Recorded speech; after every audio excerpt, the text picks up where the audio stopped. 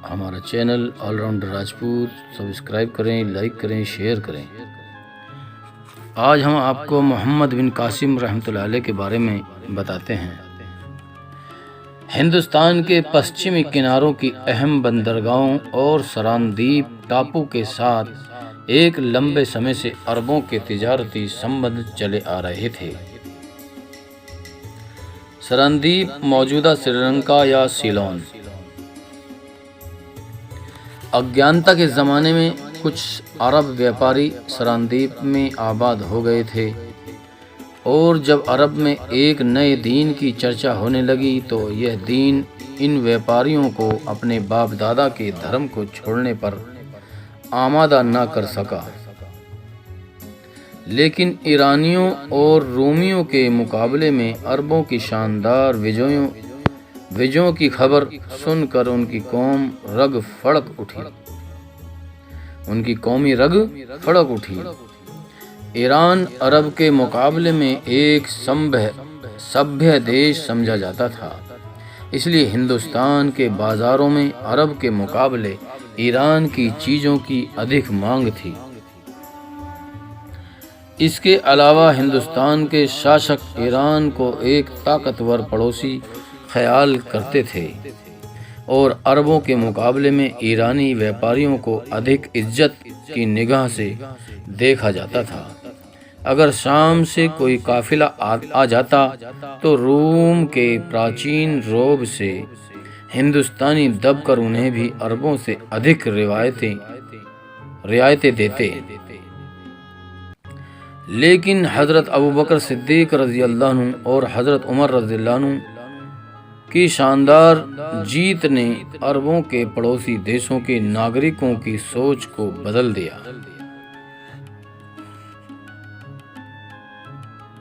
सरानदीप और हिंदुस्तान के दूसरे हिस्सों में आबाद होने वाले वे व्यापारी जो अभी तक अरब के अंदरूनी इनकलाब से प्रभावित नहीं हुए थे, कुफ्र के मुकाबले में इस्लाम की जीत को ईरानियों और रोमियों के मुकाबले में अरब की जीत समझकर खुशी से फूले नहीं समझते थे। अरबों के नए दीन से उनकी नफरत अब मोहब्बत में बदल रही थी। उस जमाने में जिन लोगों को अरब जाने का इत्तेफाक हुआ वे इस्लाम की दौलत से मालामाल होकर वापस आए। अब्दुल शम्स अरब व्यापारियों का सरदार था। उसका परिवार एक लंबे समय से सरानदीप में आबाद था। वह इसी टापू पर पैदा हुआ था और इसी जगह आबाद होने वाले एक अरब परिवार की लड़की से शादी की थी।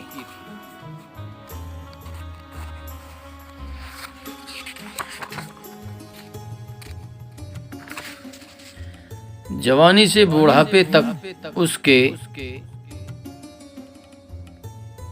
समुद्री सफर भी सरानदीप से काठियाड़ तक सीमित रहे।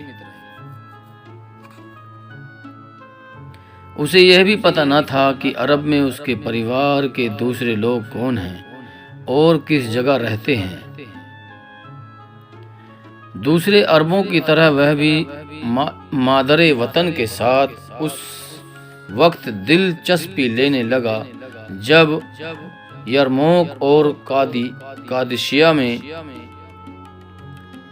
मुसलमानों की शानदार जीत की खबरें दुनिया के कोने कोने में पहुंच चुकी थी। मौजूदा राजा के बाप को इन्हीं खबरों ने अरब के एक गुमनाम व्यापारी की ओर दोस्ती का हाथ बढ़ाने पर आमादा किया था। उसने अब्दुल शम्स और उसके साथियों को दरबार में बुलाया और कीमती तोहफे देकर विदा किया। सन 45 हिजरी में अपने बाप की मौत के बाद नए राजा ने तख्त पर बैठते ही अब्दुल शम्स को बुलाया और कहा, एक वक्त से हमारे देश में तुम्हारे देश का कोई व्यापारी नहीं आया। मैं अरब के ताज़ा हालात जानना चाहता हूँ। मुझे तुम्हारे नए दीन के साथ दिलचस्पी है। अगर तुम वहाँ जाना पसंद करो तो मैं तुम्हारे लिए हर तरह की सुविधा जुटाने को तैयार हूँ। अब्दुशम्स ने जवाब दिया, आपका मुंह से मेरे दिल की दबी हुई आवाज निकली है, मैं जाने के लिए तैयार हूँ। 5 अरब व्यापारियों के सिवा बाकी सब अब्दुशम्स का साथ देने के लिए तैयार हो गए।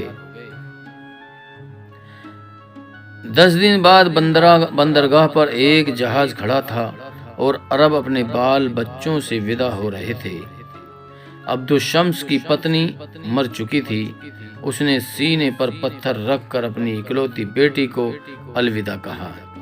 उस लड़की का नाम सलमा था।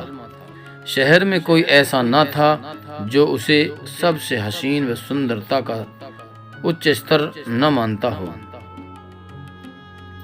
घुड़सवार उसे सर्कस घोड़ों को दौड़ाते, तैराक उसे खतरनाक झरनों में कूदते और समुद्र में मछली की तरह तैरते देखकर हैरान रह जाते थे। अब्दुशम्स के जाने के 20 दिन बाद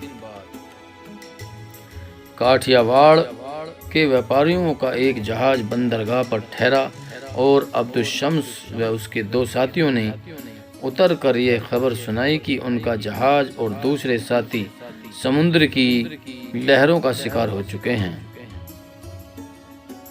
और यदि काठियावाड़ के व्यापारियों का जहाज समय पर न पहुंचता तो वे भी कुछ देर पानी में हाथ पांव मारकर डूब जाते। राजा ने इस दुर्घटना की खबर अत्यंत दुख के साथ सुनी। सिंधी व्यापारियों के सरदार का नाम दिलीप सिंह था। राजा ने उसे दरबार में बुलाया और 3 अरबों की जान बचाने के बदले 3 हाथी इनाम में दिए। राजा को मेहरबान देखकर दिलीप सिंह और उसके साथियों ने वहां बस जाने की बात रखी।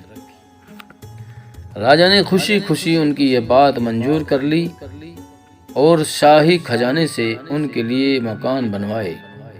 कुछ साल की वफादारी और सेवा के बाद दिलीप सिंह राजा के बहरी घोड़े बेड़े का बड़ा अफसर बना दिया गया। इस घटना के 3 साल बाद अबुल हसन पहला मुसलमान था जिसे तिजारत का इरादा और दीन के प्रचार की लगन इस दूर बसे हुए टापू पर ले आई। कई हफ्तों की यात्रा के बाद एक सुबह अबुल हसन और उसके साथी जहाज पर खड़े सरांदीप के हरे भरे किनारों की ओर देख रहे थे।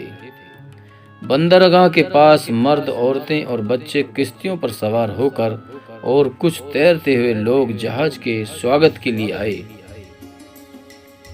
एक किश्ती पर अबुल हसन को टापू की काली व अर्ध नंगी औरतों के बीच एक अजनबी सूरत दिखाई दी।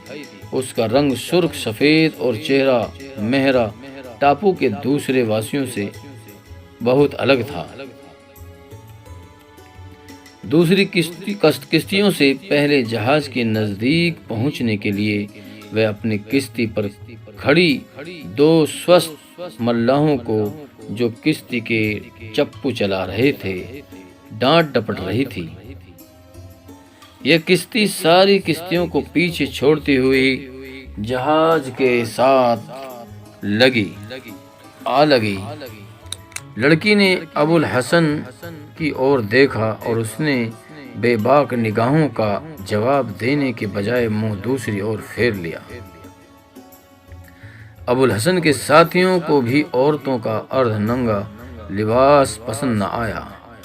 हसीन लड़की ने जहाज वालों की बेरुखी को अपना अपमान समझते हुए सरांदीप जवान में कुछ कहा, लेकिन जहाज पर से कुछ जवाब न आया। अचानक अबुल हसन ने किसी की चीख पुकार सुनकर नीचे देखा।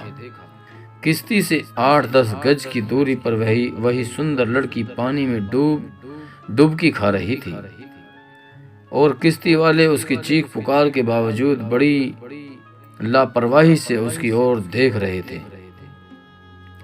अबुल हसन ने पहले रस्सी की सीढ़ी फेंकी, लेकिन जब इस बात का यकीन हो गया कि लड़की के हाथ पांव जवाब दे रहे हैं और वह सीढ़ी तक नहीं पहुंच सकती, तो वह कपड़ों सहित समुद्र में कूद गया, लेकिन लड़की अचानक पानी में गायब हो गई और वह परेशान होकर इधर उधर देखने लगा। इतनी देर में बहुत सी किश्तियां जहाज के आसपास जमा हो चुकी थीं और टापू के रहने वाले कहकाहे लगा रहे थे। दोस्तों, हमारा चैनल ऑलराउंडर राजपूत सब्सक्राइब करें, लाइक करें, शेयर करें।